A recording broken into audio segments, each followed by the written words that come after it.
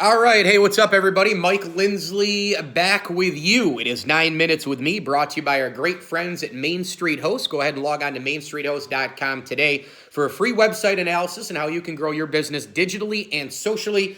MainStreetHost.com. Main Street Host, a proud sponsor of the ML Sports Platter. Big time thank you as well to Brian Comboy of Mass Mutual, New York State. Go with Brian today. We did, and we're super pumped about it. Tax-efficient retirement planning with Brian Comboy of Mass Mutual, New York State. Advisors.massmutual.com, and go like his Facebook page as well. Brian Comboy is the official advisor, financial advisor of the ML Sports Platter. A big tip of the cap thank you as well to Hides of Liverpool and Bryant and Stratton College. Syracuse basketball is an absolute disaster. Last night I am surfing around Twitter as I'm watching Syracuse and Iowa just absolutely wiping the floor with Syracuse, particularly in the second half. There are so many problems with the Syracuse basketball team, but I wanted to bring up Derek Coleman, of course, the Syracuse basketball great, one of my favorite Cuse players of all time, and certainly easily one of the best players I've ever seen in person, probably a top 10 college basketball player that I've seen in person. But Derek Coleman sent out a very weird tweet. He was like, "This isn't Syracuse basketball," to which I quote tweeted and said, "No, it is. For almost 10 years now, this is exactly how Syracuse basketball has played. They have no offense. They don't run screens right. They don't run enough sets, and they can't score, and they're boring, and they're a half-court offense. They don't push the ball. It's really, really, really bad basketball, and we've seen this happen year in and year out. Now, a lot of people point, well, they're just not getting the players, just not getting the recruits. I don't think it's that. I don't think that recruiting has been really, really great, and I don't think that recruiting has been really, really bad. I just think that Syracuse, what's happened is as you have inept things happen during the regular season, like a bad offense, it doesn't matter when you finish strong. Think about it. Syracuse's offense has been so bad. I would even argue the 2011-12 team with Chris Joseph and Scoop Jardine as seniors and Fab Melo and the like, I would actually argue that team offensively really had their peaks and valleys as well. And then after the 11-12 season, the 12-13 team was so bad offensively, it took Brandon Trish and Michael Carter-Williams at the top of the zone to create offense from defense and for them to get a real cohesive pair together.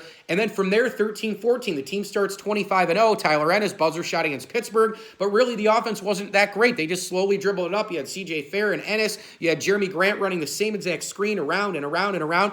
And then fast forward, 15-16, the team makes the Final Four. I mean, this is the thing.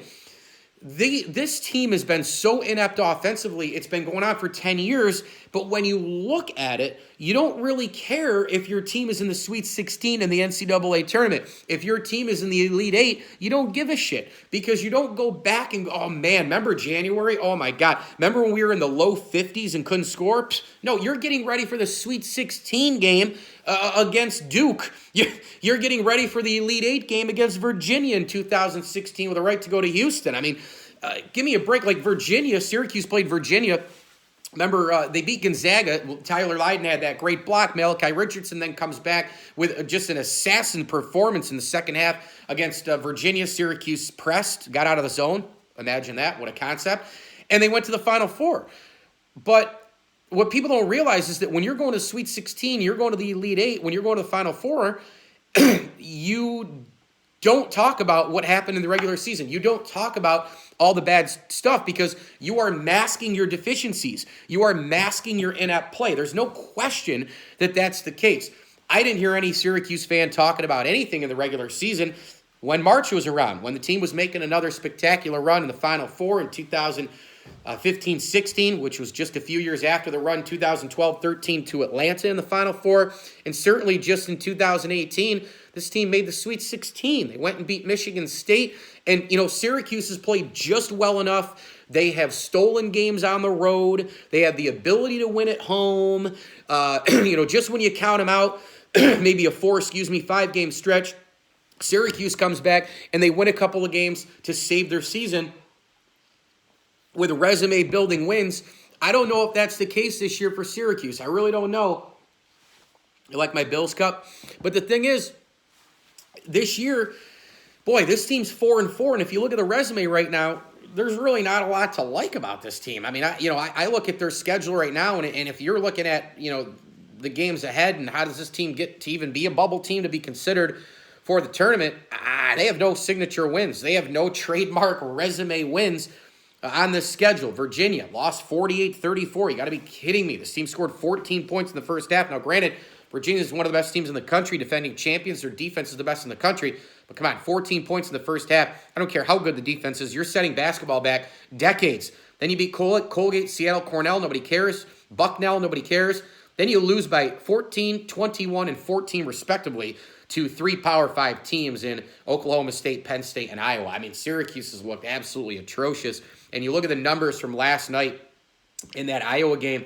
I mean, the offense was absolutely horrific. You're relying right now on Buddy Boeheim and Joe Girard and Elijah Hughes to score the basketball. Well, what happens if you have a night like last night where 2 of the 3 are completely, actually all 3 of them were pretty much off, because Elijah Hughes went 3 of 13, only scored 10. Boeheim only scored 7, and Joe Girard only scored 6. Keep in mind that Buddy Boeheim cannot create his own shot as well. He's got to come off of screens and shoot threes, and that's Girard's responsibility to dribble up and kick, but they couldn't really get anything going. They couldn't hit any shots. Last night, 19 of 52 from the floor. You've got to be kidding me. That's a 36.5% rate, and then they went 6 for 21 from 3. That's a 6 for 21 mark for 28.6%. That's absolutely horrific. And then free throws, always a problem up at Syracuse, as we know. They go 10 for 15 for 66.7%. Good Lord, they had 16 turnovers. Iowa had 12, so you lost that battle. You only had 1 less rebound than Iowa, so you didn't lose that battle as much. But Iowa hit 11 three-pointers. They went 11 to 34. They didn't even shoot that well, but Syracuse was absolutely piss poor from everywhere on the offensive side of the basketball court. And obviously, they let the kid Garza go for 23. There were 3 players in double figures for Iowa. I just think Syracuse is up shit creek without a paddle right now. And if you look at this schedule, they've got to make up some games in an absolute hurry. You look at right now, the next game upcoming is this Saturday against Georgia Tech. They're on the road. Then you have another road game at Georgetown, a team that's got a lot of internal problems there with transfers and the like, people kind of barking out about the program. Then you play 3 games nobody cares about at home, Oakland, North Florida, and Niagara. And then you get into the teeth of the ACC schedule. I mean, from the beginning of January until the end of the season, there is no easy game. You got Notre Dame, Virginia Tech, at Virginia. That's going to be brutal. Boston College, at Virginia Tech, at Notre Dame, Pitt, at Clemson. You guys know the deal. Duke at home, Wake, NC State at home. Those 2 games. At Florida State and at Louisville. I mean, Georgia Tech, at Pitt, Carolina, at BC, and at Miami to finish the season. I mean, this Syracuse basketball season could get absolutely out of control. Now, look, Jim Boeheim and company, they've whipped up a little bit of a magic trick before and saved the season. The thing is, this team's got to get some signature wins. They've got to get into a position to even be a bubble team to be considered for the NCAA tournament. If they can make up some games here and there with some wins and get to be a bubble team, the committee is going to take Syracuse, because Syracuse has a great fan base. They're going to travel, and it's a big this. It's a bank account. March Madness is all about a bank account. But in this particular case for Syracuse, you're 4-4, and all the out-of-conference games that you've had this year, you've not only just lost them, you've gotten your ass kicked. And I'm talking about the important ones. I'm not talking about the ones you're supposed to win. You roll the ball out and you win by default because you're bigger, faster, stronger, and longer than everybody else. Bucknell, Colgate, Seattle. Who gives a shit? You're going to win those games falling out of bed. It's the games like Oklahoma State and Penn State and Iowa. Those are games right now against possible tournament teams that Syracuse has absolutely gotten wiped by. And it is right now paramount that Syracuse has a couple of really good early season wins in the ACC. And can you beat Virginia on the road? I mean, if they were to win that game, you probably make up for 1 or 2 losses so far this season. Long road ahead for Cuse. Not saying that the season is over, but my goodness, they look horrific. And Derek Coleman, damn it, this is Syracuse basketball. We've seen the same offense and the same trash nearly a decade. I'm Mike Lindsley, Periscope Live, Twitter Live. Thanks for watching. All brought to you by Empower Federal Credit Union and Rosie's Corner. As I always tell you, enjoy the games.